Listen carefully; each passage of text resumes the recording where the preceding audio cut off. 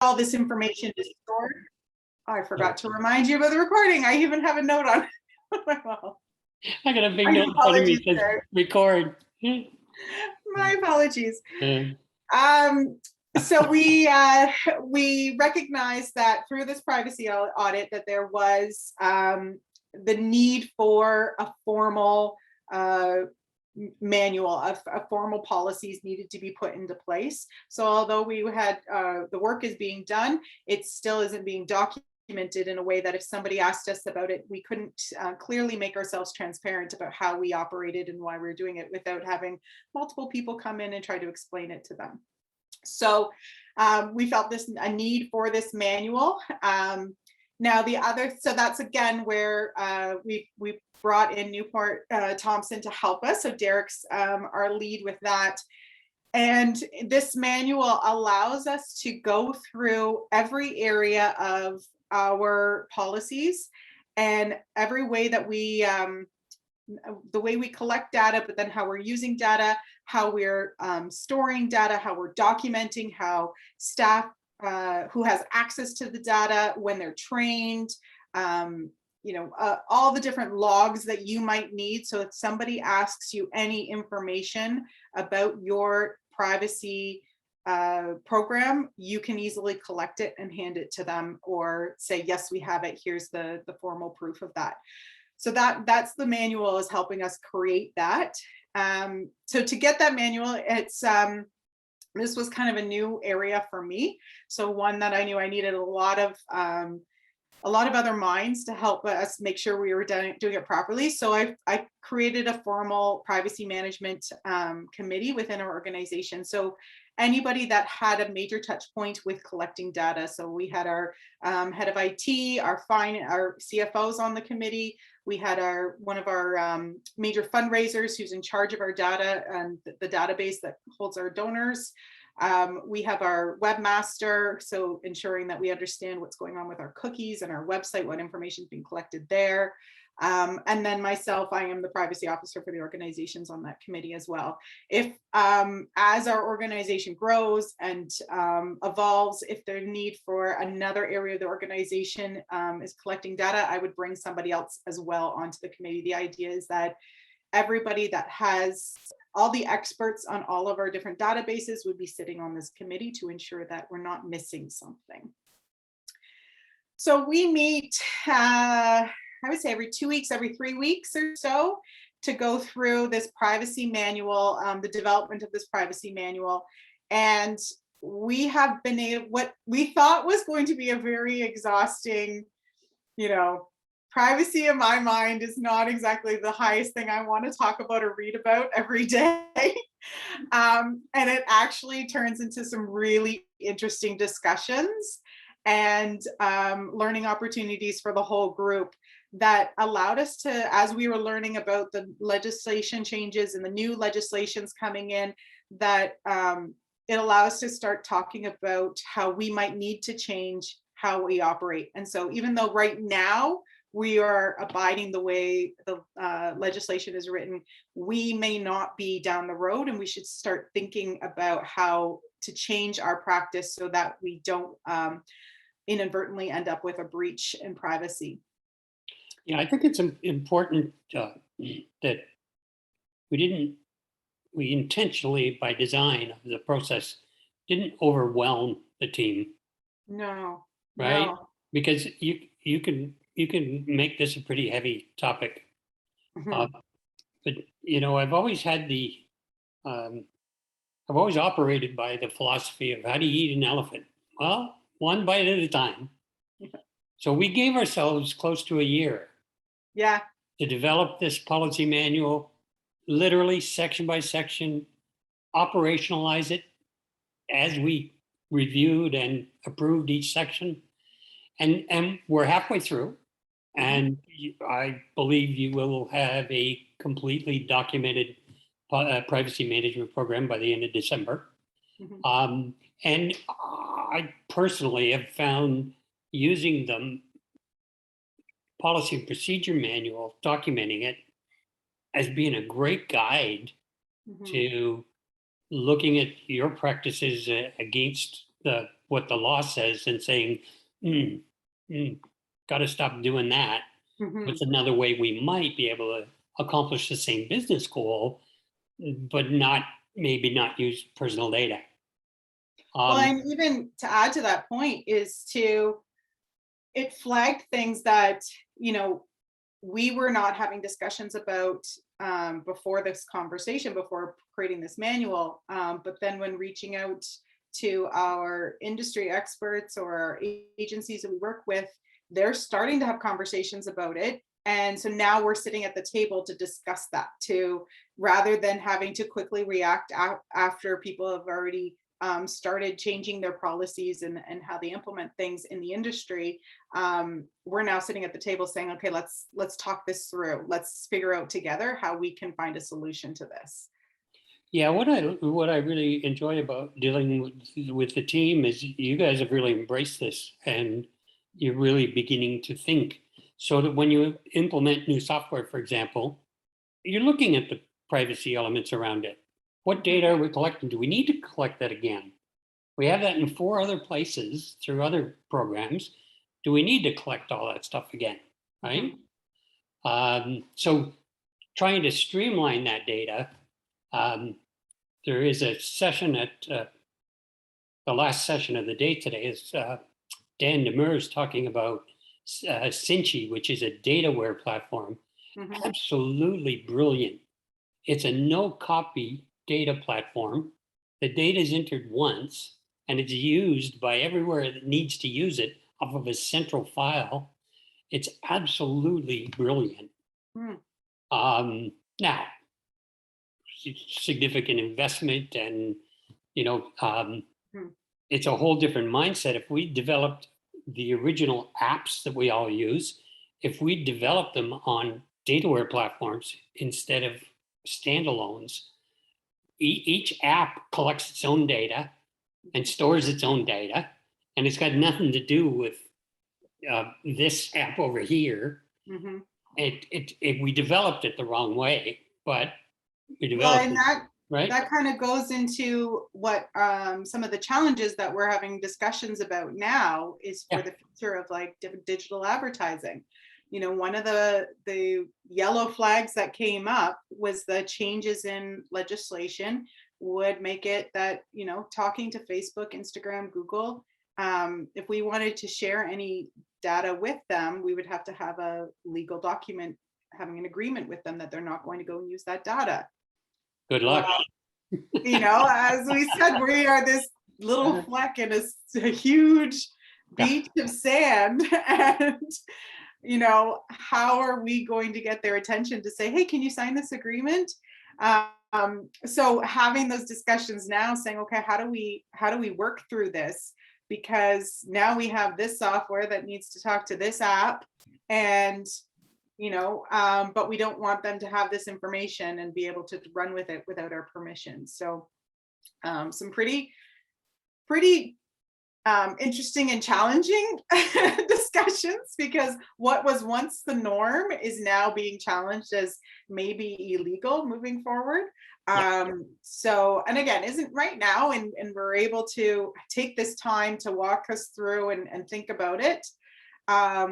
But definitely have some challenges ahead of us to think about how we're going to alter our way of marketing to people. In reality, we've been complicit with Facebook in abusing data.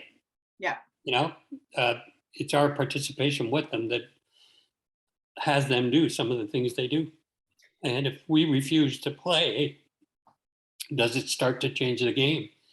They're now starting to get fined. Ireland finally fined them Mhm. like 3.30, 21 million, 21.2 million, I think, recently. Mhm. And there's been a lot of pressure on the Irish Data Protection Authority to find the big guys who have Right. settled in Ireland due to the tax breaks, right? So they have the largest stack of tech companies, and they really haven't moved. Mhm. So we're only just beginning to see what is actually illegal. Mhm. Like the courts have just come down and said that the whole digital advertising scheme is on quicksand. Mhm. It's right? very, and I that, think about that. That's a multi-billion-dollar industry, and it was built and in for Christmas. us, it's a major way of Yeah, interacting with new yeah, supporters um, and trying to generate new donors. And yeah. so it's a big deal for us. So that discussion is ongoing. It's But one that's that we're still trying to figure out, but we have some time to do that. And that's what, again, yeah, yeah, why we've yeah. been having And these, you know, and we are operating off the progress, not perfection mhm. model. I know for sure that each year you have this privacy management program in place and you're tweaking it and fine tuning and interacting with it, you're going to make changes and improve it from what we Well, develop today. You're going to do nothing but improve it as you work with it. So it and even truly is progress, not perfection. and even with that, one of the goals of this program is obviously when we have this manual, we will implement the training of this manual so that it's not just this document that sits still, it's one that is living and breathing, that is Absolutely. interactive. And so with that, it's training with our staff and volunteers. And what we've talked about is that, we do customer service training. Customer service is part of our everybody in the organization's role, because you never know who could be that person that is a major donor or is a big supporter or is somebody that could really help your organization or help an animal in need, and work with you for that. And so customer service is a big part of our organization. And we've talked about how making privacy a big part of the organization as well. So part of that regular conversation where, our teams know customer service, they know that they are to greet people when they come in the door. They know that they're supposed to, ask them for a donation and different things, but they will, through the training, they will also know what to think about when they are collecting data. So not to just quickly jot something down on a post-it note and put it on your computer screen, or not to, oh, it's okay, I'll just save it to my desktop and I'll move it over to our cloud environment later. All of those types of things will be, as much as we don't see that very often, but it's the fact of that, just keeping that privacy a top of mind with our teams moving forward, and a regular discussion when we are talking about training, when we are talking about engagement with the public. It's not just customer service, it's creating customer trust and implementing the policies and understanding why we implement the policies to create that trust with the public.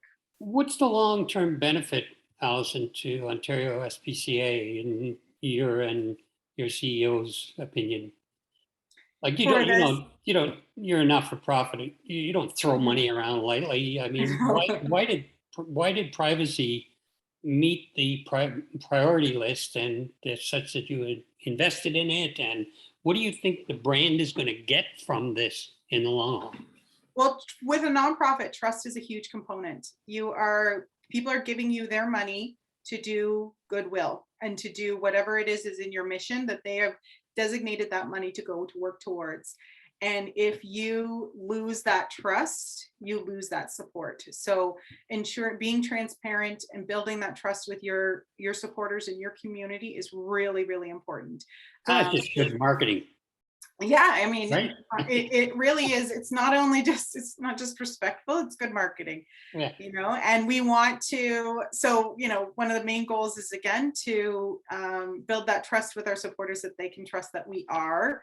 And again, like we were saying, our audit showed that we are doing a good job. We are very responsible, but now we can, through this manual, we'll be able to prove that we are, without having to, well, you got to talk to this person, or you got to talk to this person. That, how do they do that again? I would say the other thing, which I meant to talk about before, was that the manual allows us that if there is any turnover, I'm the privacy officer, but if for some reason I'm no longer with the organization, they just take that manual and they know exactly how the organization operates when it comes to privacy, and they know who to talk to about every area, which is really important because turnover happens. And so we would want to make sure that there is no breaches just due to the fact that, somebody has left an organization. So we wanted that, that's something that's really important with our organization is, as we know, we don't want the turnover, but just building up those best practices so that if there is, the organization will still thrive and it won't have as much of a hiccup. Sure, the wisdom stays with the organization. Yeah, exactly. Right? Yeah, Exactly. that's And then the other part is the fact that, the legislation, the way it's coming in is saying that the CEO and the board could be personally held accountable for any breach. And, I know I take that seriously. If I was the CEO, I would be like, okay, everybody, make sure you've got your everything organized and in place. So this manual shows to the CEO what exactly is happening so that individual can breathe a little bit sigh of relief. They can sleep at night knowing that this is how it's not just this is what is written, it's this is what is written and here's proof how it is being implemented in the organization. Yeah, as part of our process, we ensure that the section 1 of the manual is how do we set policies and procedures for privacy and security here at Ontario SPCA. And one of them is that the CEO has to sign off on every policy and procedure. Mm-hmm. So at the end of this process, he knows exactly what's in the policies and procedures. He's read them, he signed off on them. He's in the know, mm-hmm. right? And he needs to be. And right? that was one of when I first started working with him on getting the update, getting him familiar with the manual and what's been drafted. One of the first questions out of there, his mouth was, how do I know this is being implemented? And I was like, well, here is the log of that will showcase our training materials. And part of this part of this process is implementing the training strategies for the organization. So everybody is being trained and it will be documented here. So very, he was wanting to know right off the bat, saying this is all well and dandy, but if it's not being used, I'm still on the hook here. I have people begging us for our template for the policy and procedure manual, and I will not do it that way because it has to be implemented like you're doing. Yeah. And that's why doing it a section at a time. And at the end of every section, we have our to-do list that you have to set up files and logs and templates, and that's all part of operation. You know what? Like going through it section by section again has brought up questions that if you just handed me this and said, here's your to-do list, I really wouldn't have a grasp on privacy like I do now. When I first got this manual, I went screaming from the room. 500 pages when it's finished. Right? I did it to one client. I just plopped the manual down and I scared the daylights out of them and they fired us because they ran from the room screaming. So I had to learn this the hard way. And it occurred to us that doing this literally section by section with a to-do list at the end of the section to make sure it's implemented and operationalized is critical. Because the worst thing you could do is have a data protection authority like Kai from Quebec come in and say, show me this. And you show them your manual and there's nothing under it. Like it's not attached to anything that's actually functional. You would get a fine so fast because you're literally trying to trick them by showing them a manual that's not operationalized. Yeah. So I would not recommend that at all. And just getting a manual is the booby prize. You have to do what you're doing and operationalize it. Tell me, you had expectations going into this. Yeah. So how has it met or exceeded your expectations?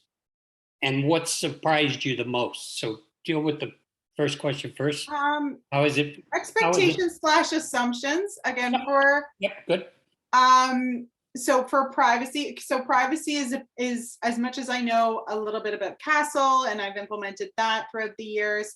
Privacy as a whole was fairly new to me. And so I was a little overwhelmed going into it because, all these acronyms are being thrown at me. And I wanted to make sure that I understood however, like I run the marketing and communications department. I don't run the finance department and how they operate. I don't, necessarily know our EVET program, how they're going to store their data and use their data for the animals in our care that are getting, medical treatments. And I was a little overwhelmed by that. So I started a little overwhelmed and a little worried that this was going to go a little bit over my head.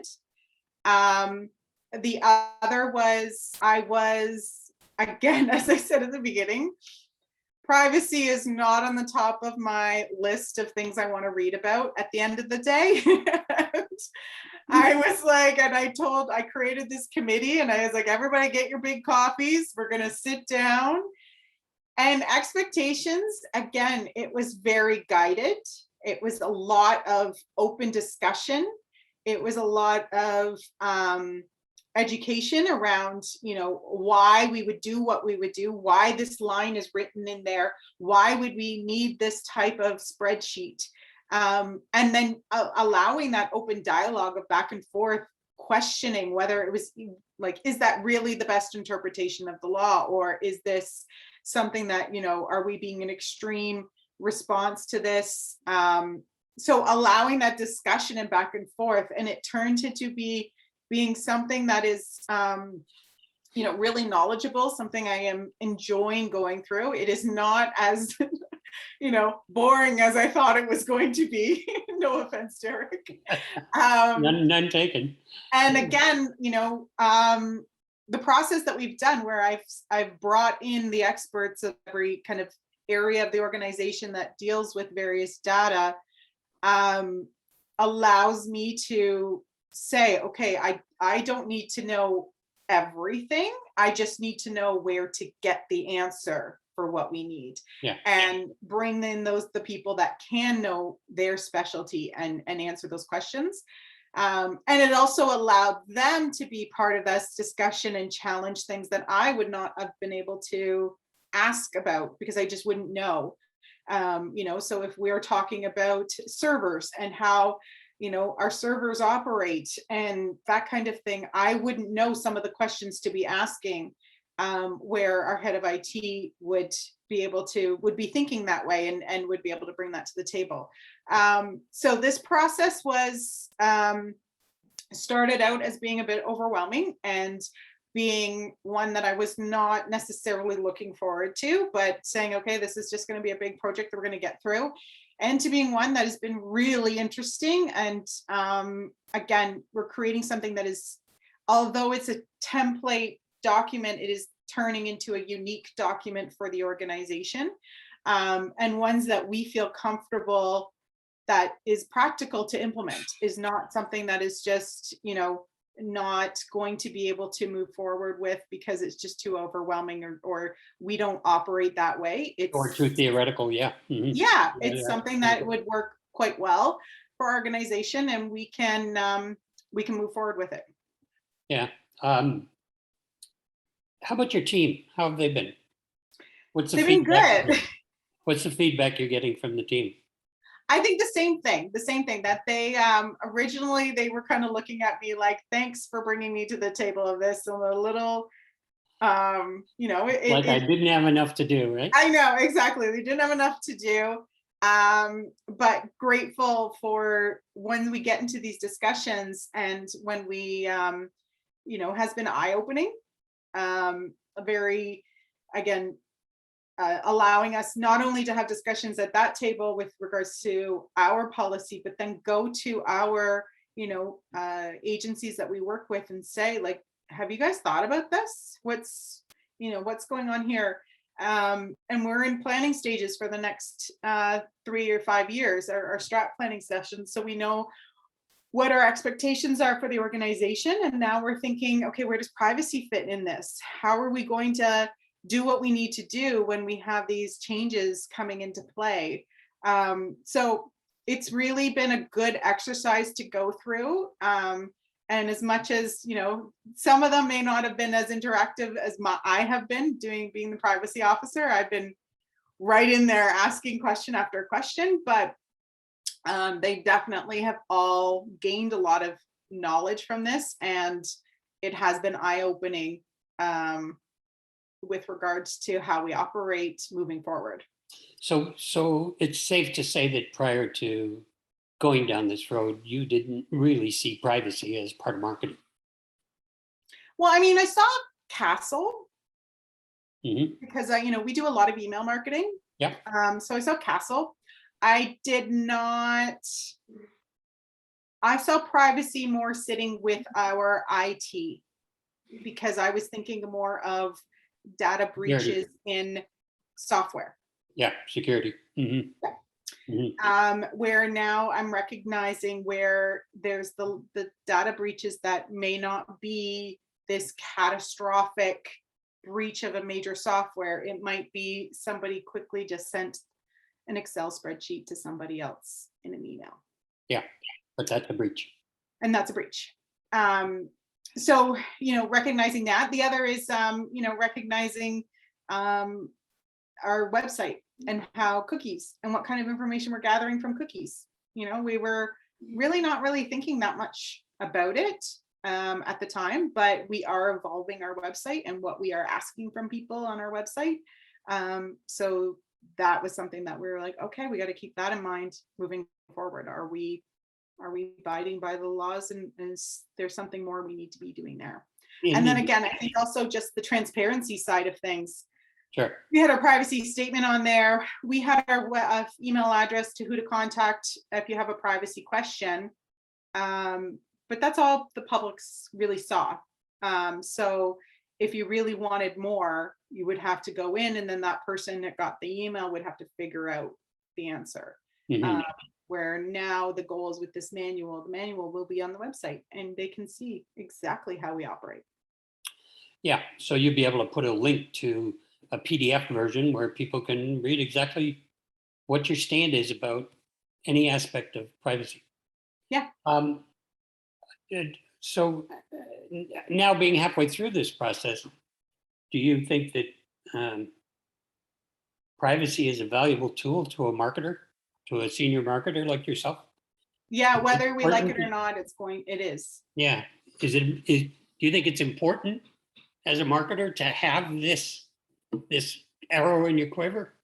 Absolutely. Absolutely. The way privacy is going is that it is not necessarily in favor of the marketer. It is in favor of the individual. It's there to protect them. And so the Which legislation, should be a good marketer's instincts anyway, right? yeah, Take care of your customer, right? take care of your customers. There you go. And so we, knowing this information, again, it's created a lot of discussions on how are we going to change our operations? How are we still going to get the results we need if we cannot do the same practice that we've been doing in the past? Yes. And you're pressed right up against that right now, right? Mm-hmm. Now there is absolutely no harm in keep doing this fall what you're doing, but in Right. the long run, it's been clear to you and the team that Mm-hmm. you're going to have to adopt some new practices, and you might find that you actually create some campaigns and practices that are actually even way better than the results you're getting. Well, I there you go. love Right. I love one of the We're having, comments. we're One of having the these comments on the discussions. last call was, is what we're doing working? Do we know that it's working? Yeah. That was a great conversation, right? Yeah. Like, do we really need to be doing this? Are we Yeah. just creating an extra step for no reason? Right. And I think Great also question. it's created this, we've talked a lot in the past about the data that we hold and how we want to use it. And now it's allowing us going, not only how do we want to use it, how do we even need to keep it? Do we need to even worry about this anymore? Yes. And being a little bit more conscious and organized. I am somebody that is, I appreciate organization. I love, as you can see back here, I've got color coded everything. I appreciate it. So when data gets messy, it's hard to understand how you're going to use it, because then you have to spend the time to clean it up and organize it. If you minimize your data and how much you have with what you actually need, you don't even have to worry about it. You can just focus on how are you going to use that data and apply it to where you want to, how you want to market. Yeah. And then the other is that, again, that we're being more complete with our, when we're reaching out. So if we are collecting data from our donors or our supporters, it's not, well, some people we know they have dogs and some people we know they have, but we didn't ask everybody if they have an animal. And so it's very mismatched data. I'm like, okay, well, if we don't need it, let's not keep it. And if we do need it, let's ask everybody that is going to ask it, and then help them understand why we're going to use it, and then use it. Let's not just have it sit there and say, one day we'll talk about it. We'll use this data. So again, really thinking about how we utilize our data, not just the way we've been doing it in the past, but just we have it here, then let's make it complete, and let's make it, clean it up and make sure that if we're going to use it, that we actually use it, and we obviously under the right policies, and but then also that it's, if we're not going to use it, then we get rid of it and we stop asking for it. Yeah, there's under the law, there's really two ways to get rid of it. You can completely anonymize it, and then it's no longer personal data. Yeah. So it's as effective as deleting it. Yeah. But if you want to keep it for business intelligence, like, what over 10 years are the average adoption habits, how often do they come back? Mm-hmm. And if somebody's inclined to adopt a sheltered animal rather than go to a breeder, how long do they stay in that mode? Mm-hmm. That might be some good BI that comes out of the data, but you have to completely anonymize it before you can use it that way. Mm-hmm. Right? And that effectively is deleted data under these new laws. So it's interesting to hear you guys starting to get creative about it, because I think that what you're going to find, and I don't know this for sure, Alison, but what you're going to find is that what you guys come up with as your new practices are probably going to be more effective than what you've been doing, because a lot of what we do is because we've always done it that way. That's true. Rather than because that's going to produce the best business result. So you're going back to zero-based budgeting this year with your marketing practices, which is kind of, it's got to be, as a marketer, it's got to be kind of intriguing for you. And the driving force of it was doing your privacy management program, right? Yeah.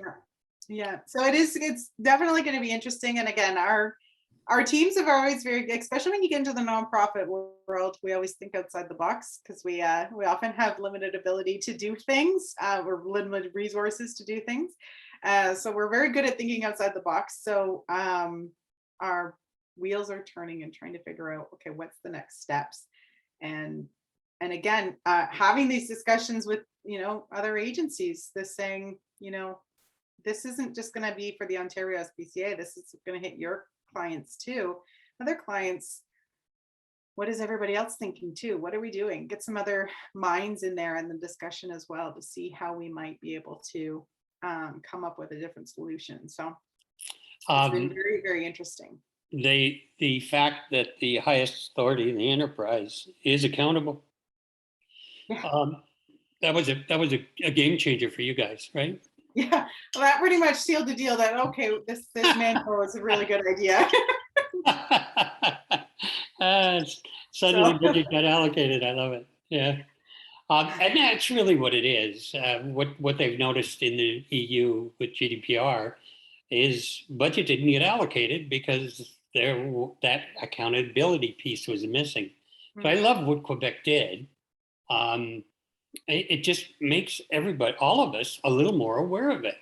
Because what's happened since Cambridge Analytica is the consumer has become aware of, like, to them it was just, I left a little bit here and a little trail there and a little bit of that there, and over here I dropped a little bit of that. But they don't think anybody's connecting all those dots when that's what's really going on, Mhm. right? In the shadows online, those dots are all getting connected because that's how they sell digital advertising. Mhm. Is they literally amass a data of like 5,000 data points on Alison Cross and go, who wants to buy this? Mhm. Who wants to serve an ad to Alison Cross? Mhm. Right? Well, and I also think to the, as going to that point is the consumer, its privacy is a valuable aspect to why they might purchase something. Yeah. So, how they choose their cell phones, how, you know, what software they use, privacy is one of the top priorities that they're looking at. Mhm. And if that's the case, when you're looking at, purchases from the consumer, then you got to think about that with who they're going to be working with in general.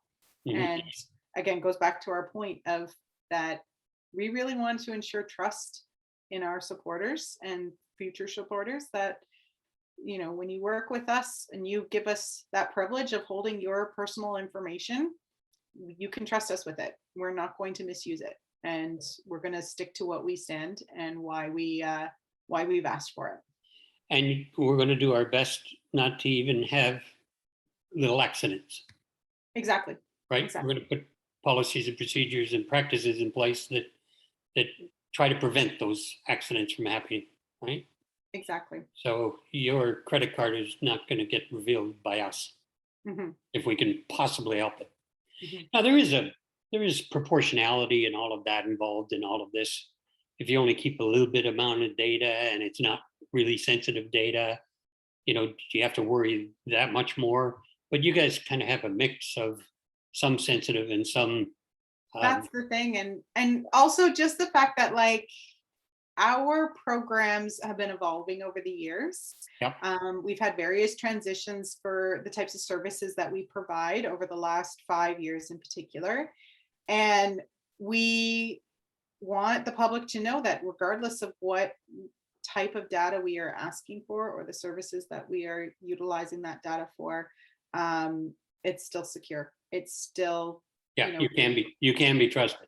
exactly, exactly. And then also that we already have the systems in place so that when those new programs and services may come into play, privacy is at the table in discussion. One of the key things that we got talking about recently in our discussions together was the fact that if we are going to implement new software, when do I get brought to the table to discuss the software? Is it, just before you sign the papers? Is it after you sign the papers? And obviously we said, no, no, no, no, no. We need I can't remember how many months in place, but we said so many months or so many days needed before any papers are even considered to be signed, because privacy is that important and that I we need to believe do I our, believe we settled on 60, but yep, yeah, yeah, I there you go, remember the 60. conversation when we were setting the policy. Yeah. And to make sure that privacy is, part a factor in that discussion.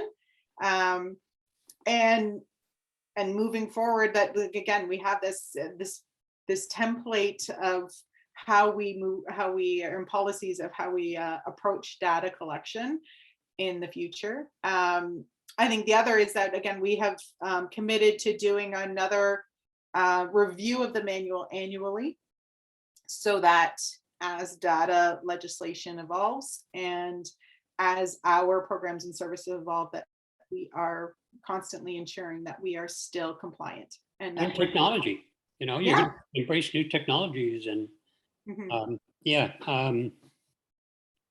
I had I had a thought that you had triggered. It's getting old sucks. um, no, lost the thought. All right. Uh, Folks, we've got a VP of marketing communication here that's new to privacy, embraced it. Um, you can hear the privacy by design in the way Allison describes what they're doing. They want to be part of a software decision to see how it impacts privacy and marketing before the IT director makes the software decision or the person in charge of that department. I think that's all brilliant. And I think that, oh, that was my thought. The privacy design by design built into this. I had the privilege in the last 2 years, 2.5 years, of writing the ISO standard for privacy by design for consumer products. Mhm. And the whole essence of it is don't develop your product and then stick privacy band-aids on it. Have privacy at the table from the beginning of the product development. And in this case, you're saying product purchase. Have privacy at the table, asking the right questions, poking around and saying, well, we already get all that data here. Do we need to get it again here? Can we not connect the two, right? Because that is all, it used to be that we always treated personal information and data that we had as an asset. Mhm. And I'm going to assert it's becoming a liability, Mm. right? It could have some terrible consequences for you, from being fined or the CEO being fined, even worse. But also to break that trust that you worked so hard, and all your marketing investment goes out the window because people don't trust you, because like Sephora, you said you didn't sell their data, but you sold it, Yeah. right? Did you see that fine last week by the I Attorney didn't see General? it, but no. Yeah, Oh, so wow. the French store, Sephora, was came to an agreement. So they weren't they didn't admit to any wrongdoing, but what the agreement they came to was they clearly stated in their privacy policy that they did not sell data, but they horse traded it for other favors. And under the law in California, that's considered a sale.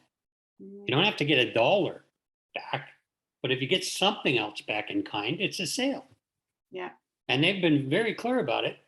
And there's a lot of controversy going on in the privacy community now. Was Sephora selling? And yes, in my opinion, based on the way the law is written, they were selling the data. So I love that you've moved it up on the priority list, and you've been privacy is part of the cultural conversation. So I thank you for that. When I work with clients like that, it actually gets me more jazzed about it. And my background is your background. I've been in marketing all my life, and I'm a passionate ad guy and marketer. But I love the new learning and everything that's in the fast pace of privacy. I am enjoying it way more than I thought I would. Like my wife Well, looks at me and her eyes roll, privacy, right? But it's actually very interesting. well, and again, like I said, like when I started this, I was like, oh, again, we're gonna have a lot of really long conversations where I was thinking we're just talking, look, might as well be another finance committee meeting. Like it was just, not my cup of tea, but it's not been that at all. It's Yeah. been quite interesting. And again, I think also you having that marketing background, there's not us like necessarily butting heads where you're kind of like, I get where your challenges are faced. I get it. And where if I was talking to somebody that didn't Like a have that lawyer, background, this is the way it is, right? yeah, this is the way it is, figure it out. It's okay, wait a second. So Yeah. having that, that understanding of where we're coming to the table and the mindset we're coming to the table with was really helpful. Yeah. But Have like you read the law yet? have I read the law yet? Yeah. No, I've been reading our manuals. Good. Good. I wanted to make that point because as a marketing professional, you don't need to read CCPA and GDPR and PPIPS and our new CCPPA or whatever they're going to Yeah. call it, right? You don't need to read them. You need to No. understand the key elements from them, and you need to comply with them. But you don't need to read the legalese, right? No. Well, and the other is that like it's again when you're looking at a legal document, it can be overwhelming. And Oh, like, am I interpreting this properly? Is it, and so then this process is allowing me to understand what are we required to do, and what is our, if we want, if our goal is, XYZ, okay, here's how we can legally get there. And again, it's been very interesting. It's taught me a lot. It's helped me work through the legislation again, because there's different legislations to be reflecting on, and rather than just sit there and try to learn how Castle's working, how all the different pieces are working, we are going through and having discussions, and then saying, well, this is where you would, this is how this is reflective of this piece of legislation, and this is reflective of the rules of this piece of legislation. So it's really educated me a lot along the way. All in all, it's been a very positive. I mean, we might have had some intense conversations when all of a sudden you flag that we have to change our our marketing practices that we've been doing for the last 10 years, but that's okay. It's been still very, very positive and very very interesting, and I do enjoy. I'm not as dreading it like I did when I first started out. We try very, very hard to only change what we have to change, because none of us like change. I'm a bit mischievous in that way, because in my experience, change is what causes innovation and new thinking. So change is actually good. But I realize it's not the normal view of change, that our first reaction is to resist it. So we try really hard to only change the practices that we think could get you in trouble, not the little ones that are around the edges. They don't matter. And like I said, for the most part, you guys were in pretty good shape. You just hadn't documented everything, and these new laws require you to document everything. So that's really was the key missing piece. We're going to be getting into, in the coming up sessions, we're going to be getting into third-party agreements and what has to be done. And we are going to involve your lawyers or a privacy lawyer who can help you write them to make sure that there's privacy clauses in there. Because if you're going to operate to this standard, you got to make sure that the partners you deal with are at least similar. Well, and actually that was another, although we do believe they are doing a good job, but one of the areas that we flagged was that you don't just trust because they're a big company with lots of lawyers that they are abiding by the legislation properly. Correct. So challenge it and making sure that, because if they have a breach, it could impact us too. And in your agreement, we got to write paragraphs in there that state what you expect of them when they're dealing with data of your under your care, under your custody, right? They have obligations, and the obligations you commit to transfer to your third parties. So documenting all that and having it clear so that if you're ever called to question, you can go, here's our agreement, right? That's all important stuff, I think, because if properly enforced, like I think these new laws are going to be, the penalties aren't worth it. And the trust to the consumer is definitely not worth it. Right. And again, it's all preventable. It's just getting yourself organized so that you abiding by, you're not inadvertently creating a breach. Yeah. Very good. Any questions from the folks on the call? You got Alison here, use her up.